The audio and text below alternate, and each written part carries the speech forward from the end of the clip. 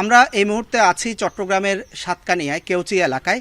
সাতকানিয়ার এই পুরো এলাকাটি একেবারে কোমর থেকে মাথার উপর দিয়ে আসলে পানি বইছে এই মুহূর্তে, এবং গত 4 দিন ধরে এখানকার মানুষ একেবারে পানিবন্দী এবং যাতায়াতের একমাত্র বাহন বলা যায় এখানে নৌকা। সড়কগুলো আসলে কোমরেরও বেশি পানিতে আসলে নিমজ্জিত এবং একতলা পর্যন্ত পানি উঠে গেছে। এখানকার যেই দোকানপাটগুলো রয়েছে, ব্যবসা প্রতিষ্ঠান রয়েছে, ঘরবাড়িগুলো রয়েছে, সবই আসলে পানিতে তলিয়েছে এবং মাছের খামার থেকে শুরু করে মুরগির খামার, মাছের যে ঘেরগুলো সবই পানিতে ভেসে গেছে।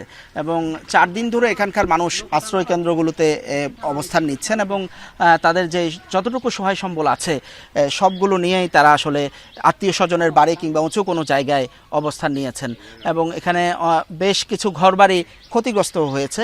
সাতকানিয়ার এই চিত্র আসলে এই এলাকাটি কেউচিয়া সহ এই এলাকাটিতে পুরো ঢেমশা, বাজালিয়া এবং এর পাশে যেই পৌর সদর রয়েছে সেখানেও পানি উঠেছে এবং আমরা দেখছি যে এখানকার মানুষজন নিজেরাই ছোট ছোট যে নিজেরাই ব্যক্তিগত উদ্যোগে ছোট ছোট বেশ কিছু যানবাহন করেছেন যাতে এই পানিতে অন্তত টিকে থাকা যায়। এবং তারা সবচেয়ে বেশি আতঙ্কিত আসলে রাত নিয়ে, বিশেষ করে রাত নামলে পানির পরিমাণ যদি বাড়ে তাহলে পরিবার পরিজন নিয়ে আসলে কোথায় গিয়ে দাঁড়াবেন সেই চিন্তায় এই ধরনের বাহনগুলো তারা তৈরি করেছেন।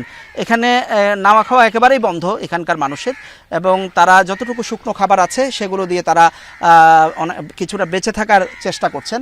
এবং অনেকেই বলছিলেন আমাদেরকে যে এইখানে এই পর্যন্ত যদি ত্রাণ সহায়তা দিতে হয় তাহলে নৌকা কিংবা অন্য এই ধরনের জলযানগুলোতে করে আসতে হবে। এখনও পর্যন্ত তারা এই ধরনের কোনো ত্রাণ সহায়তা পাননি।